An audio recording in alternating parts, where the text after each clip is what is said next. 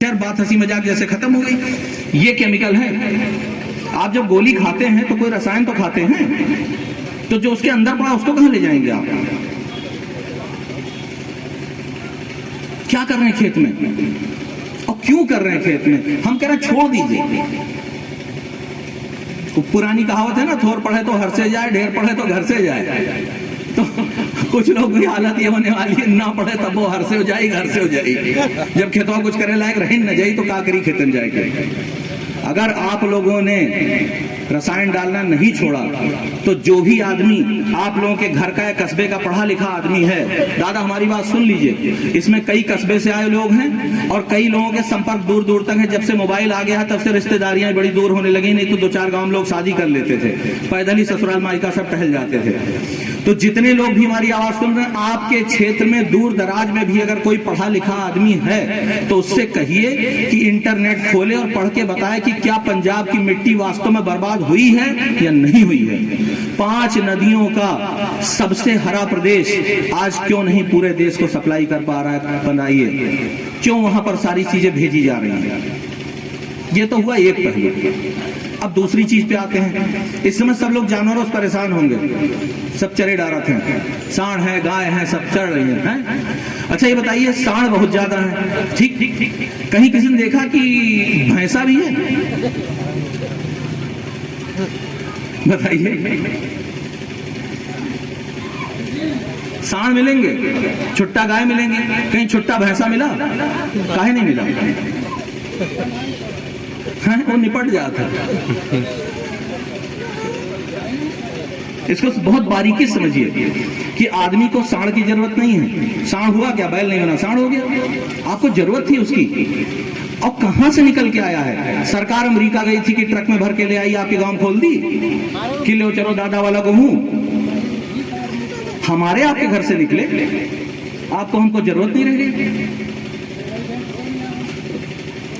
अब पंडित जी कह दें, अभी जो आप बता रहे थे, पंडित जी कह दें कि गोबर ले आओ जरा सा लीप दो, यहीं पर पूजा कर दी है, तो गोबर ही नहीं। और मिल भी जाएगा तो ऐसा पन्नी उन्नी खा के गाय लाई होगी कि उससे लीपने के बाद उस पर सेंट छिड़का गया है। ये घटना हमारे सामने गोंडम घटी है। गोबर ला के लीपने के बाद उसके ऊपर सेंट छिड़के, तब उसकी बदबू गई है, तब वहां पूजा हुई है। तो हमने कहते गाय वैग रहा कि कौन और चीज के लिए।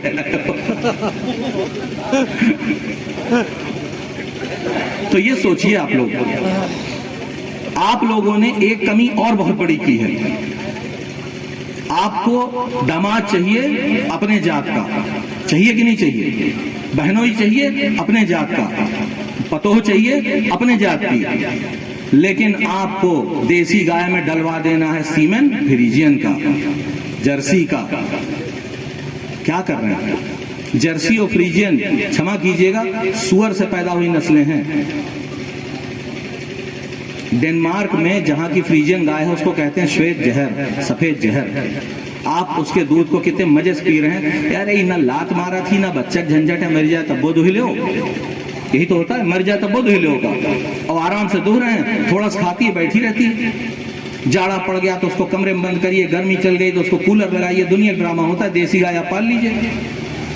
और जो गाय आप वो लोग कहते हैं ना कि 1 लीटर 1.5 लीटर दूध दे रही है, उसका भी आज अंजाम सुन लीजिए क्यों हुआ है। एक ही सांड से अगर एक गाय को, उसकी बछिया को, उसकी बछिया को, उसकी बछिया को आप क्रॉस कराएंगे तो दूध उसका घटता हुआ चला जाएगा। आप आज से पलट कर देख लीजिए कि अगर उसी, जैसे मान लीजिए गंगा तीरी गाय है और गंगा तीरी सांड से आप क्रॉस कराइए, लेकिन दूसरे पूर्वज ले आइए, उसकी जो बछिया उसको दूसरे पूर्वज ला क्रॉस करिए, वही दूध आपका 2 से लेकर 10 लीटर तक अगर 3 पीढ़ी नहीं पहुंच गया तो हमसे बताइएगा।